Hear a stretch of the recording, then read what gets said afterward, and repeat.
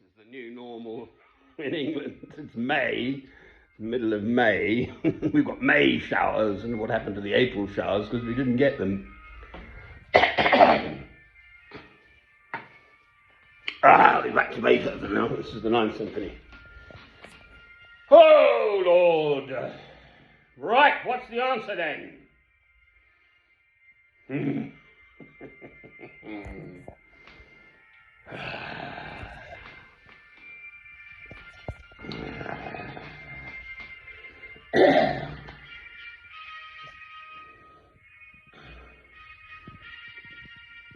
Christ came into the world 2,000 years ago and so clearly has given us the answer. The answer is love. Doesn't matter what happens, respond with love. The two commandments: love God, love your neighbour as yourself. Never respond to the lesser thing, a minor injustice or whatever it is, or a great injustice, with more injustice. Vengeance is mine, saith the Lord. God will sort these things out. We have to trust him. Amen. There is no other answer. Now, we may be heading the world, that is, for much more serious trouble in the Middle East, seemingly. It's reminded me all this the whole week, obviously, in the Gaza Strip, and now spreading into main Israel and the West Bank and so on. This civil war, virtually. Never mind the rockets. A young man with a knife is a young man with a knife with sad and bad thoughts in their heads, trying to kill the other lot, sadly.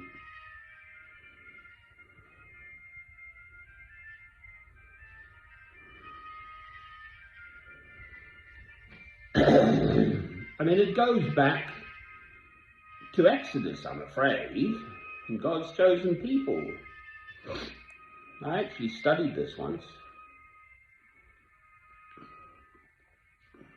And the diaspora and, oh Lord, why were they exiled, God's chosen people, to Egypt and all of that, and coming back to the Holy Land and the Promised Land and the land of milk and honey, and across Jordan and Canaan, and Moses on the mountain with the 10 Commandments and the golden calf at the bottom, and so on and so on and so on. So there's 3,000 years of history behind this.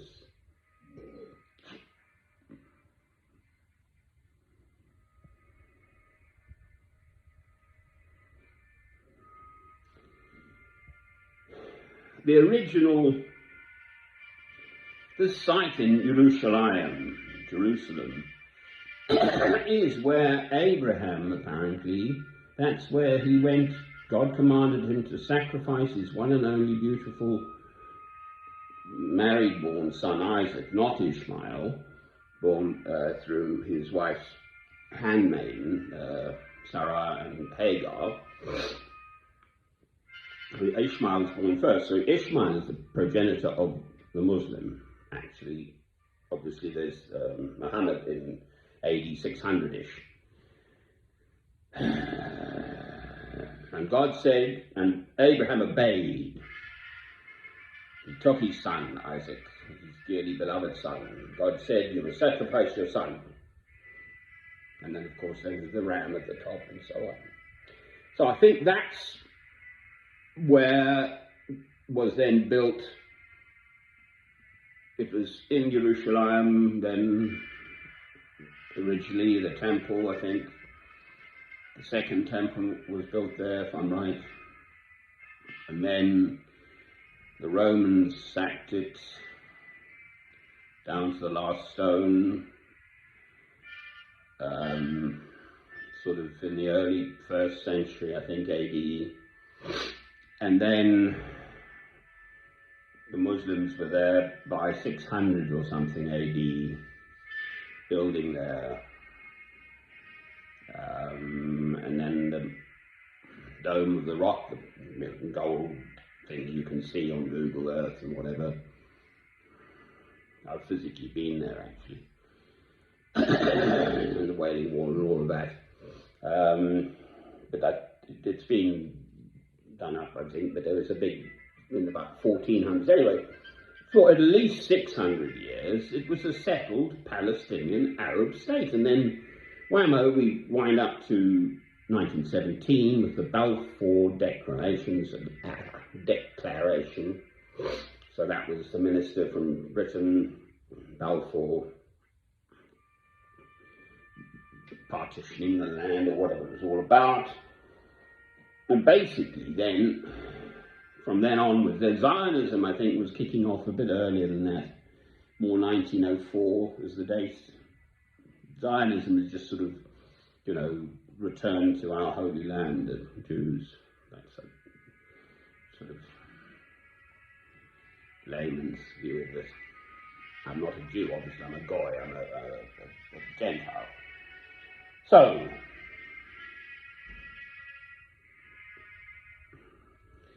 the indigenous people of Palestine have been stuffed since the 1920s by a whole bunch of other people who happen to be God's chosen peoples, purportedly. The Jews, the Israelites, the Hebrews. But they're secular, most of them. Now, what I found so interesting, because I'm locked onto this at the moment, I mean, I'm sitting here in this, okay? That is all I've seen. I don't think I've seen I've seen one person in the whole morning, because it's sort of drizzling here. All I've seen is the squirrels playing squirrel games and the birdies eating their breakfast. That little blue tit, he's so poof, he just comes in, poof, I want that bit there. And he just lands and he just eats it and then he just flies off again. Oh dear. There were 3 squirrels doing the squirrel games. So I think 2's a company and 3's a crowd. So I think it was probably 2 boys and a girl. It's an aside. Here we go.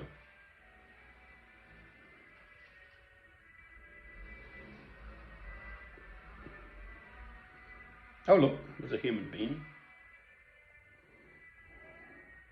A wet human being.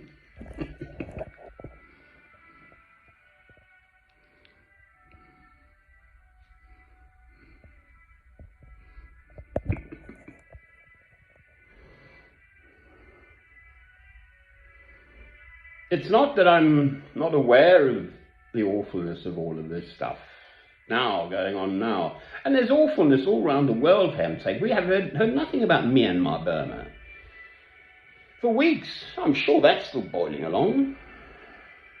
They're suffering, you know, with the military in charge, and then Hong Kong is another one, and then of course there's absolutely still Syria, and Yemen, just to mention just a few of the troubles in the world. And at the moment, the one that's knocking everything else off the news agenda is the Holy Land. But essentially, the indigenous people of the Holy Land, the Palestinians, at that time in the 1900s, having lived there for hundreds of years, farmed it, etc., were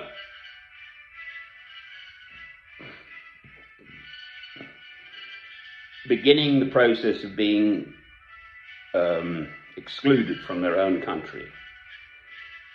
So that is for 100 years.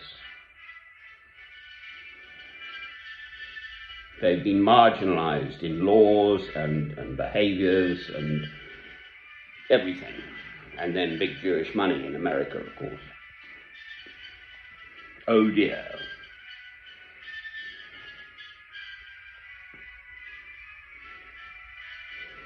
And there's 1948, Declaration of the Israeli State. And it goes on, and then the Six-Day War or whatever in 1967.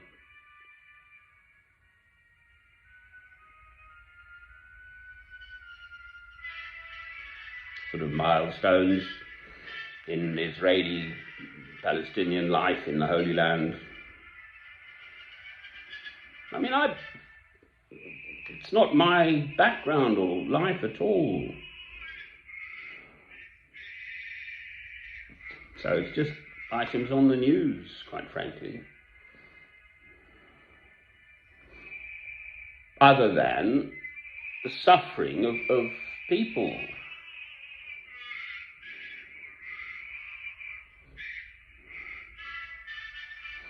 Love is the answer. Christ came and showed us the way. If they strike you on one cheek, give unto them the other cheek. Every single hair on the head of your fellow man, woman, and child is precious and special. So you can't kill them. You mustn't kill them. You can, but you mustn't.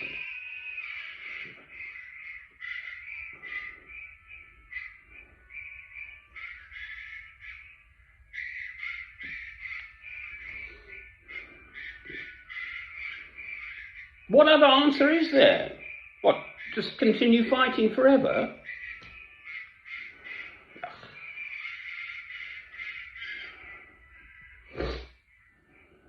And if you repress people, eventually they will rise up and sort of reverse the situation. That is the lesson of history. I'm no historian, but I can see that so clearly in the little bit I know about these things. Through the millennia of human history, ultimately there'll always be enough survivors of any oppression to get their own back at the oppressors.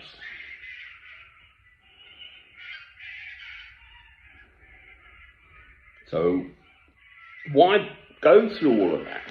Because we're human beings, obviously. There's a fast track to sort everything out, and that is love. Where is it?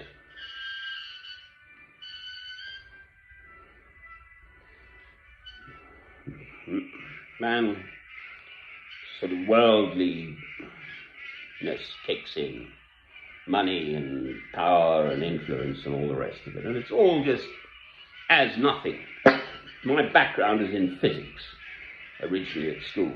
So I still take an interest in cosmology and astrophysics and deep space and the Big Bang and what happened before the Big Bang and when will the universe end and was there a universe before this universe and are there multiple universes sort of knocking around out there and etc, etc, etc. And it's all a bit esoteric. This is a table, and it's not being bombed. In England, thank heavens. So the answer is love. There is no other way out of this situation. It's relating possibly to the end times, whether it's now or later and so on. And all mankind is going to get into this sort of monstrous jungly-bungly. And then there's going to be the 1,000 years of peace, apparently. That's what is said. Before Christ comes again, incidentally, that is. I like this bit. So let's look forward to that in hope, in faith, in hope, in love. Love, love is the answer. You clipping down then?